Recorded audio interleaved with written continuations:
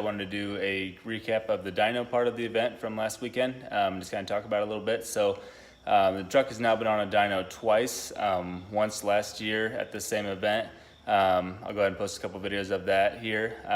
So last year I made it consistently just a little over 500 horsepower and about just shy of 1,000 foot-pounds of torque. I think it was 972. So 511, 972 is where we were at last year. And like I said, I'll post a couple videos of it running here now.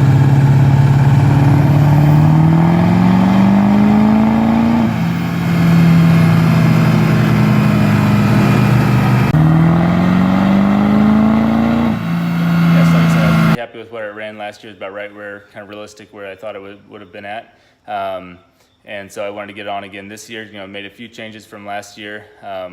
Fueling was a little bit different, and the turbo itself is pretty much the same. Remember, I'm running stock wheels, front and rear, both turbine and compressor side are stock wheels. That way I can be legal for stock class pulls and that kind of stuff. I'm not gonna sink to the level of cheating and that kind of thing, you know. So pretty happy with where it's at now too. So the only difference here is there are two different dynos. Last year was a dyno jet, actually, you know, up on a trailer, where this year was a Mustang dyno. So it's a little bit different, but both guys said they were running really realistic to where they thought the truck should have been running all day on them. So take these results as what they are, and I think that they should be pretty realistic. So here's a couple of videos of it running from this past week.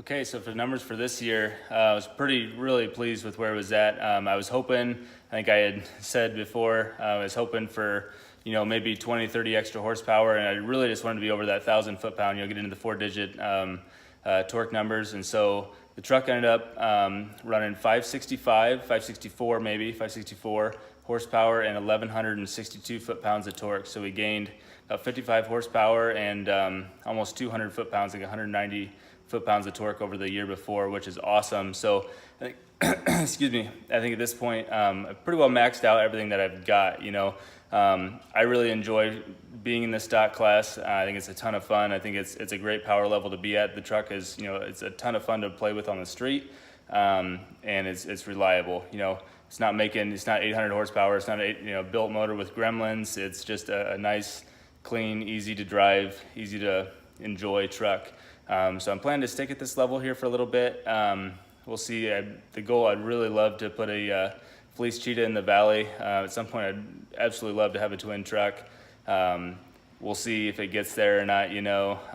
Quite frankly, I'm still paying off student loans and that kind of stuff. So as far as, you know, putting that much money into the truck now to do that, it might not be realistic, but doesn't mean we'll have a ton of fun with it. Doesn't mean we won't continue to upgrade it. But that's where the truck's at now, guys. Comment below. Let me know what you think of that. Do you think those numbers are crazy?